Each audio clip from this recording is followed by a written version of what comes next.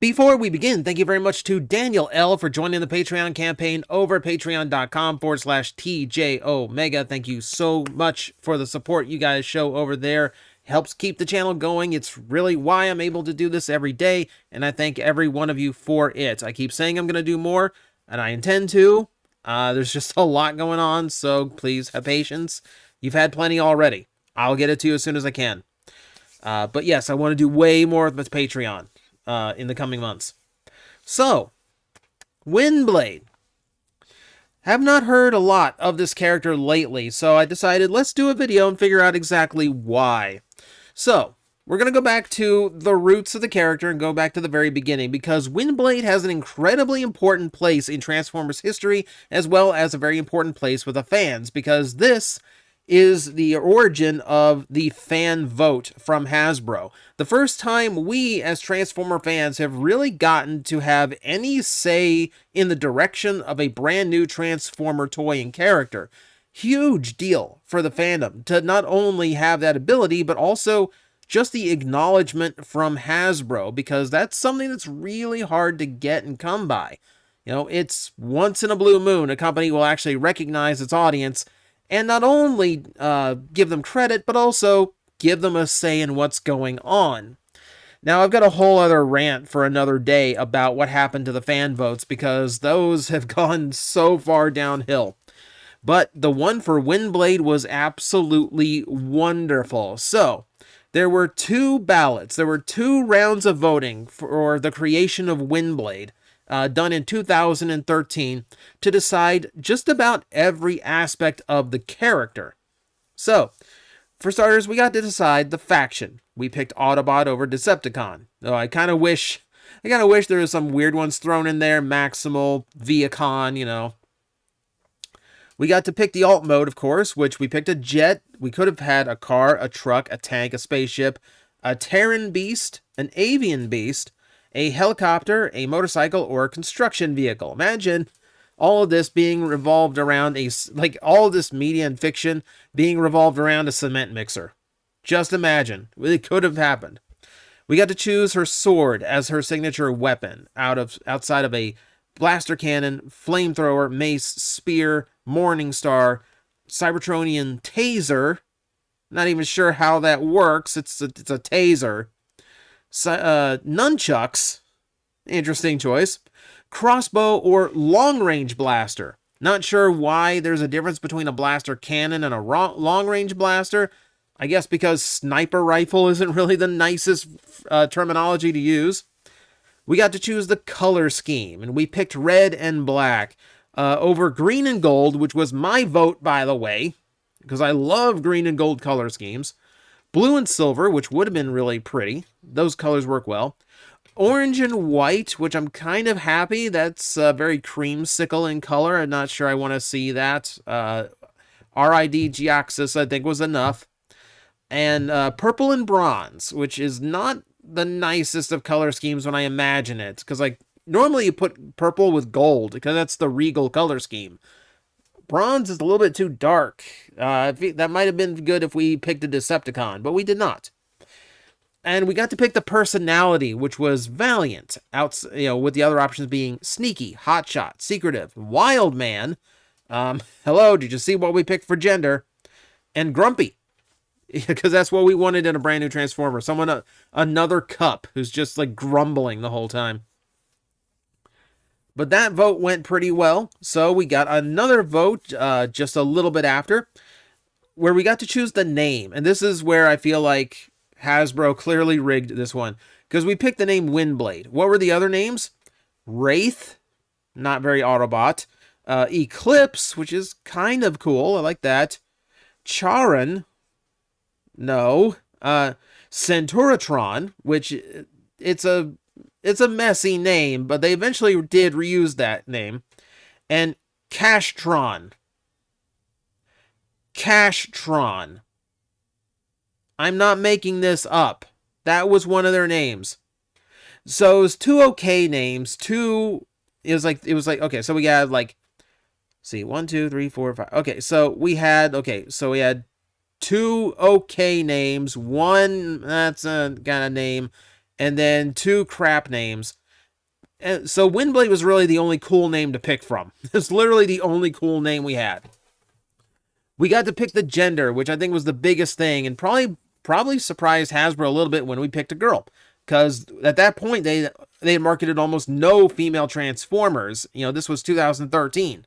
We were a long way from them getting the representation they have now. But I think in the fandom that was pretty obvious. Something that was a surprise to Hasbro. I think we pretty much knew it was going to be a female. We got to choose her origin from Kaon over Iacon, Altahex, Callus, and Praxis. Yes, I'm reading this off a list so I don't get it wrong. And her speciality, which we picked Telepath over Combat Medic, Bodyguard, Recon, and Close Combat. That's a ton of things to choose, and a lot of that has to do with the toy's design, of course, but also a ton of it to do with the character's personality.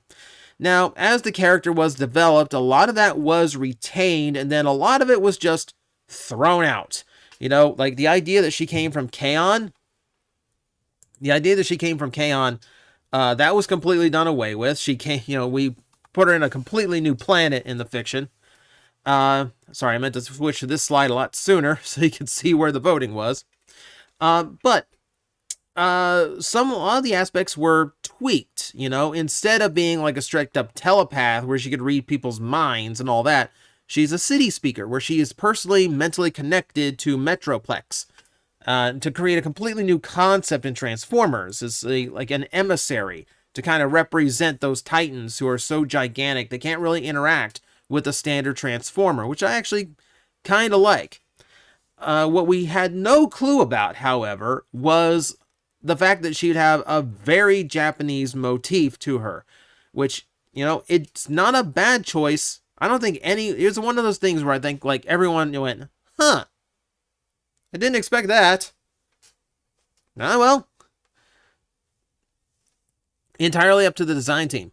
And that's, I don't think was too badly received. Different, but not badly received. So, Windblade from there.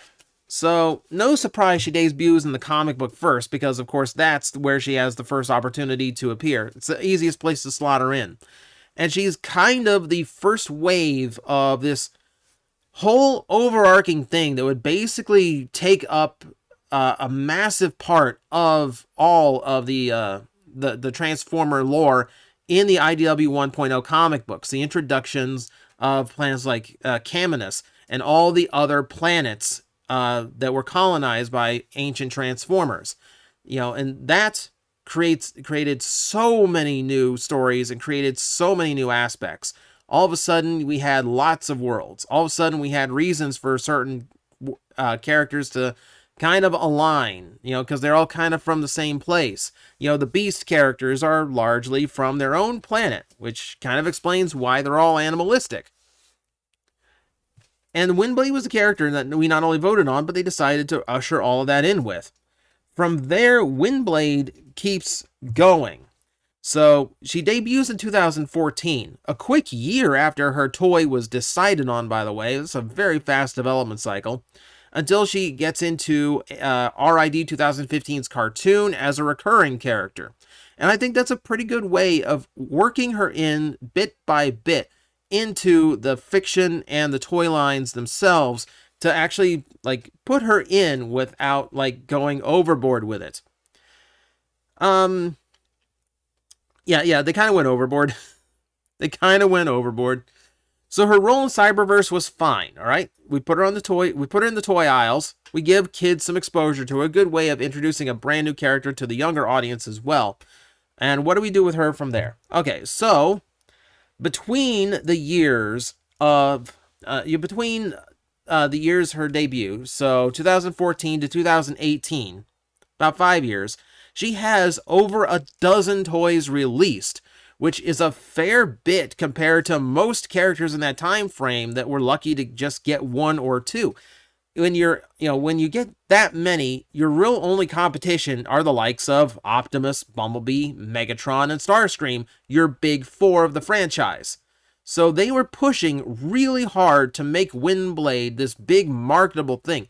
Not only because it's a fresh character, it's a new girl in the fiction, but it's one that fans chose. So they were expecting this big fan response. And we had it for a while. The last time we saw her in the toy aisle was in her Titans Return form in 2018, which is now a really sought after toy because of all the Windblades. It's the one that's the most solid. And that's kind of a running thing with her toys, is that they are very thin and they all kind of do the same thing. They kind of transform the same way. So the Titan Return one that had to be a little bit bulkier is actually like a really sought after piece now. It's also pretty sought after because after this, Windblade vanishes from the toy shelf. After 2018, her only presence on the toy shelf is one more release from her Cyberverse figure as a reissue. So I think it was in 2021, her Warrior class was repacked and shipped out again, but it's the same toy from 2018. And that's pretty much it. Windblade, for the large part, has been completely absent from the toy shelves, with the exception of the Furai model kit, which had to have its assets reduced because it's a Japanese design that heavily sexualized her. Yeah, that happens. Yeah. But it's strange to me, because this is such an important character for fans, because we got to choose her, and now all of a sudden she's gone from the toy shelves. And during her time as a character that you could continuously buy, the character really didn't go through any major shifts. Her design largely maintained the same look and feel throughout all of her toys. Her transformation scheme was largely the same throughout all of her releases, at least as far as the ones that could transform. I'm looking at those Scout class toys that were just little gimmicky trick things. The point being, she had a ton of presence on the shelf, all kind of doing the same thing, and then just nothing. So, okay, let's examine this. Because from this point, what we've really been focusing on is her depiction in the comic books and how she was in Robots in Disguise, which was kind of a loner who popped in from time to time, which is a big contrast to her in the comic books, where she's always bonded to somebody and always had some close confidants nearby, like Chromia. Let's move into her other fictional depictions, because at this point, Windblade starts appearing in just about everything. More notably, she was the star of the Machinima Transformers series, which was the first series that was designed and dedicated to the older fans, where they tried to tell a darker, more mature story. Poorly executed. I think we all agreed on that. But Windblade in here, again, is an incredibly different depiction than she was when she was first concepted. In a way, I almost felt like there's a bit of betrayal that this valiant character that we voted for ended up being, in her very first starring role, reduced to this vengeance-seeking lunatic, for lack of a better term, and so hostile and angry that she's just a really unlikable character for a large chunk of the show.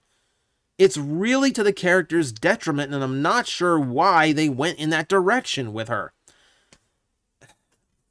So between that and the low quality of the show, it's a very bad look for Windblade here. And then we move into her depiction in Cyberverse, where she is completely different again. There is nothing about city speaking. Her telepathic abilities are gone. She's not from Caminus now. She is Bumblebee's best friend. That is her role. And in the first season of Cyberverse, she's the only Autobot with a speaking role until they find Grimlock. It was weird. This felt like they were trying so hard to make her one of the big five. And here's the thing. One of the big four, I should say. Like, up there. And here's the thing. I don't mind that. Like, if you want to break into the G1 club and kind of get into that, like, mass-released character, that character that shows up on the shelves every year that isn't one of the big four, please do it. Please do it. Because we've been going with this franchise for almost 40 years now, and it'd be really nice if there were some mainstays that weren't the same guys that we had for all this time. I'd really like to see a few break through that glass ceiling, and Windblade was poised to do it. It's at this point it kind of becomes obvious. So not only is her character wildly inconsistent throughout all of her depictions, but she's depicted everywhere. And you start to realize she's just way overexposed. At this point, yeah, there's just too much going on with this character. So let's talk about this. So she debuts in 2014 in More Than Meets the Eye 26, right? So from there, she immediately gets her own starring comic book. And now when fans voted to create the character in the first place, I can understand why they would be like all about just making her like a focus in the fiction right off the bat. But it is really forced in, considering you don't know how people are going to handle the depiction of the character. It really depends on the strength of the writer. And in some of Windblade's depictions, the writing has not been particularly strong. We saw that in Machinima, some of the early IDW stuff. Now later on, that changes. Like Margaret Scott, I think, did fantastic things for that character. And honestly, Till All Are One is one of my favorite Transformer comic books. Like, considering it's a political intrigue story, I was surprised at how much I really, really enjoyed it. But you look at this. You go from Windblade Volume 1, and then the next year, Windblade Volume 2 kicks off, and that's when she becomes a recurring character in Cyberverse. The very next year, she moves on, in that year, she moves into Till All Are One, and she's the main character of that comic book. And that same year, not only is she still present in Cyberverse in later seasons, but she also becomes the main character in the Machinima shows, which carry us all the way into Cyberverse, where she's a main character. Whew.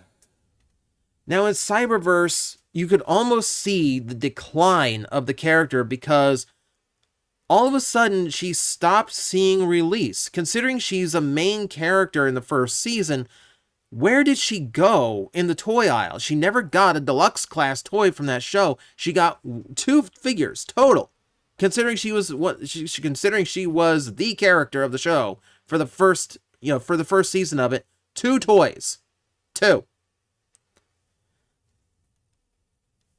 It's just weird. It's just weird. So it was just a case of just taking something that the fans created that we should be really bonded to and just cramming it down our throat so much to the point where we just can't stomach it anymore. I've never really had a problem with Windblade as a character in the comic books. It's where they expanded out where I kind of started being concerned about how inconsistent they were with her depiction. And then to notice that she's all over the place all of a sudden. At some point, she falls into that G1 stigma of it's always about her, but she doesn't have the decades of nostalgia to let her survive that level of exposure. She's not a Bumblebee or an Optimus that's been around and is always going to have faithful fans no matter what. She's the new girl on the block. She's just trying to break into the franchise. It's not surprising that there is a large group of the fandom that would get tired of seeing her so much.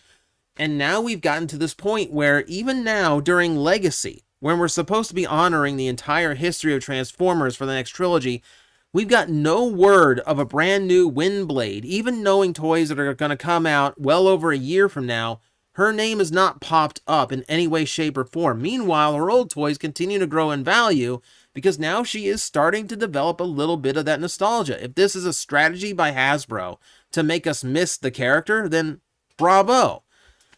But I do feel like we have taken something that should have been very precious to us, and we have watched it burn to the ground, because Hasbro is in such a rush to capitalize on her that suddenly she was all over the place before we really got a chance to know the character, before we really got to be attached to her.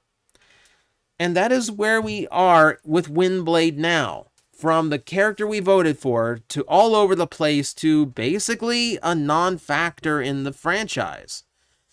It's unfortunate. Considering she has such an origin, I really do wish she was doing better than she was. And I kind of miss seeing her around, but the next time we see... But part of that is because the best depiction of her is tied to Metroplex, who is not a character we can see on the shelves very often. So I can kind of understand where that's coming from.